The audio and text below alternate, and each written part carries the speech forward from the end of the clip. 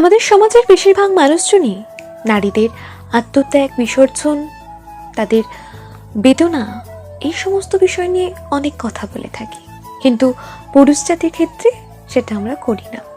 কিন্তু আজকের সম্পূর্ণ পাঠটি পুরুষ জাতিদের নিয়ে। আশা করি পাঠটি আপনাদের ভালো লাগবে এবং শেষ পর্যন্ত দেখতে থাকুন।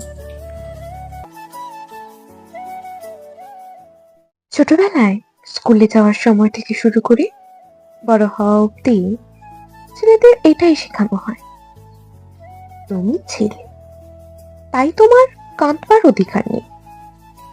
তাই প্রচন্ড কষ্টেও জলের সাথে লুকোচুরি খেলা শিখে যাই আমরা। কিশোর বয়সে পা দিয়ে নাকের নিচে হালকা গভীর রেখা উঠতেই আমাদের জীবনটা আরো কঠিন হতে শুরু করে। ট্রেনে, বাসে যখন দেখি আমারই বয়সী মেয়েটা নিজেকে বাঁচাতে কুকড়ে থাকে, একটু লক্ষ্য করে দেখবেন আমাদের অনেক ছেলেদের মধ্যেও সেই একই দৃশ্য দেখতে পাবেন।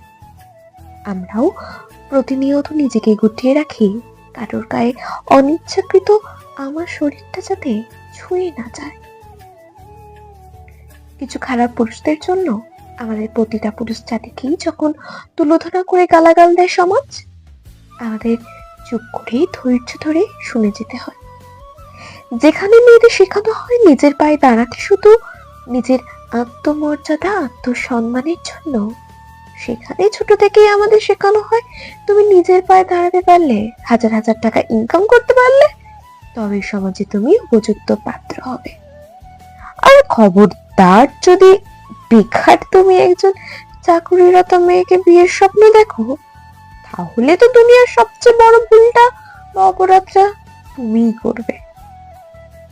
সমাজের বাঁকা দৃষ্টি তোমার বেঁচে থাকাটাকে দুর্বিষহ করে তুলবে। মাঝে মাঝে মনে হয় পাত্রীর বাজারে নিজের দর বাড়ানোর জন্যই আমাদের যত লড়াই। ঠিক এই কারণেই আমাদের অনেক ছেলের প্রেম অঙ্কুরেই বিনষ্ট হয়ে যায়। প্রতিনিয়ত কঠিন বাস্তব আমাদের শিখিয়ে দেয় চাকরিটা তুমি এখনো পাওনি, তাই এমন সুন্দরী ভালো ঘরের মেয়েকে প্রেমিকা হিসাবে পাওয়া উপযুক্ত তুমি নও। ব্যাস, আরো একটা বিসর্জন প্রেমে।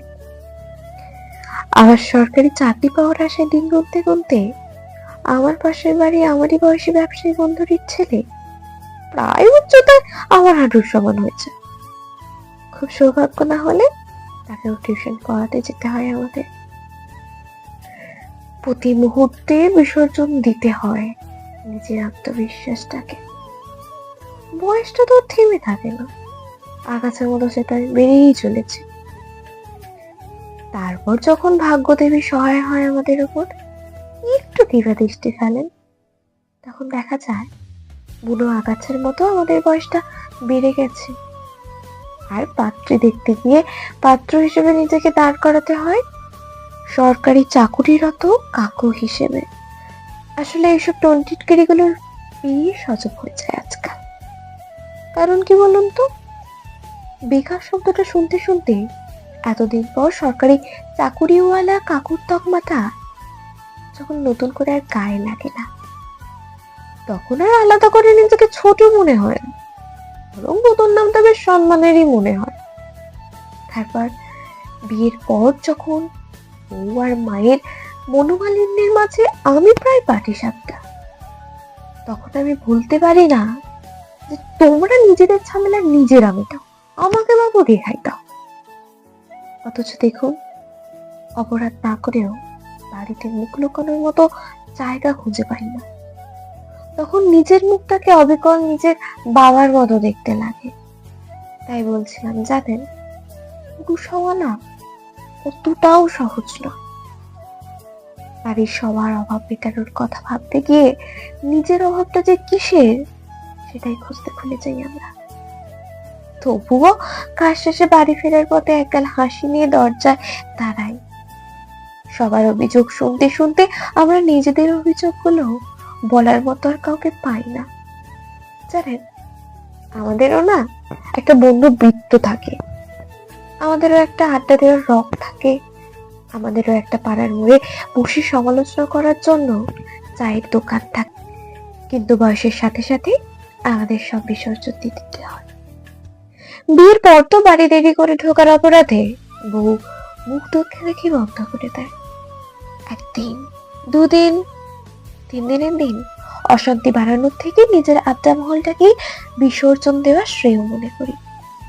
অবশ্য বন্ধু মহলে এই নিয়ে আমাকে কম ঠাট্টা হয় না। আবার কিছুজন নতুন নামেও আমাকে ভূষিত করেন। এরপরও বলবেন বিয়ের পর আমরা পরাধীন নই? বলেছিলাম না, ছেলে হওয়া অতটাও সহজ নয়। জন্মের পর থেকেই দায়িত্ব শব্দটা খুব অনায়াসেই আমাদের সাথে জুড়ে যায়। আমরা নিজেদের দায়িত্ব নেওয়ার আগে আমাদের শেখানো হয় যে আমাদের অন্যের দায়িত্ব নিতে হবে। জানেন আমরা কি কি বিসর্জন দিই?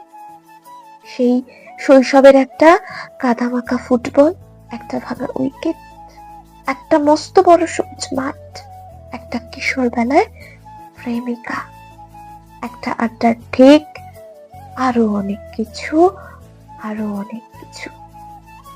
এরপরও বলবেন আমরা বিসর্জন দিতে পারি না? আমরা আসলে বিসর্জনটা খুব নিঃশব্দে হাসি মুখে দিয়ে যায়, তাই কেউ তার হদিশ পায় না। কখনো খোঁজ নিয়ে দেখবেন এক একটা ছেলের বুকের পাঁজর এক একটা নতুন গল্প বলে দেয়।